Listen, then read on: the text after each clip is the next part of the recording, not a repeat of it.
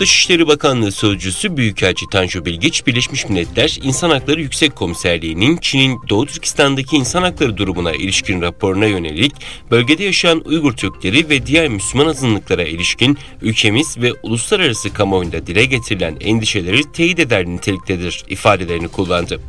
Bilgiç, Birleşmiş Milletler İnsan Hakları Yüksek Komiserliği'nin bölgedeki duruma ilişkin raporuna yönelik soruya yazılı yanıt verdi. Çin'in daveti üzerine Türkiye'den bir heyet ve Türkiye'nin Pekin Büyükelçisi'nin bölgeye ziyaretinin bir süredir gündemde olduğunu da hatırlatan Bilgiç, ziyaretlerin anlamlı, kapsamlı ve engelsiz olarak yapılmasına yönelik beklentilerimiz karşılandığı takdirde söz konusu ziyaretler gerçekleştirilebilecektir ifadelerini kullandı. İsviçre Dışişleri Bakanlığı Doğu Türkistan'daki insan hakları durumundan duydukları endişeleri iletmek için Çin'in İsviçre Büyükelçisini bakanlığa çağırdı. İsviçre Dışişleri Bakanlığı tarafından yapılan açıklamada Birleşmiş Milletler İnsan Hakları Yüksek Komiserliği'nin 31 Ağustos'ta Sincan'daki insan hakları ihlallerine dair açıkladığı rapora değinilerek raporda yer alan keyfi ve ayrımcı tutuklama uygulamalarının endişe verici olduğu kaydedildi. Açıklamada İsviçre temel insan haklarına saygı duymak için en doğru yolun Pekin yönetimiyle yapıcı diyalog kurmaktan geçtiğini düşünmektedir ifadesi kullanıldı.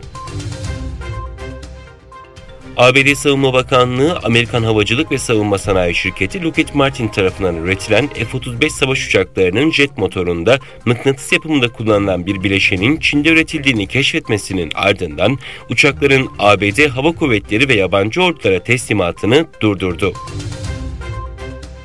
Ukrayna Devlet Başkanı Volodymyr Zelenski, Kiev'e sürpriz bir ziyarette bulunan ABD Dışişleri Bakanı Antony Blinken'la bir araya geldi.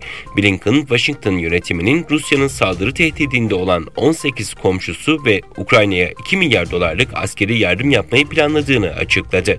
Diğer yandan ABD'nin Ukrayna'nın Rusya'ya karşı açtığı soykırım davasına katılmak istediği bildirildi. Kazakistan'da başkent Nur Sultan'ın isminin yeniden Astana olarak değiştirilmesi önerildi. Kazakistan parlamentosunun alt kanadı olan mecliste bir grup milletvekili ülkenin başkentine eski adı Astana'nın verilmesi önerisinde bulundu. Konuyla ilgili açıklamalarda bulunan Meclis Başkanı Yerlan Kaşanov, başkent isminin değiştirildiği günden bu yana toplumda çeşitli görüşlerin paylaşıldığını ve bunların çoğunluğunun eski ismin geri verilmesi yönünde olduğunu söyledi.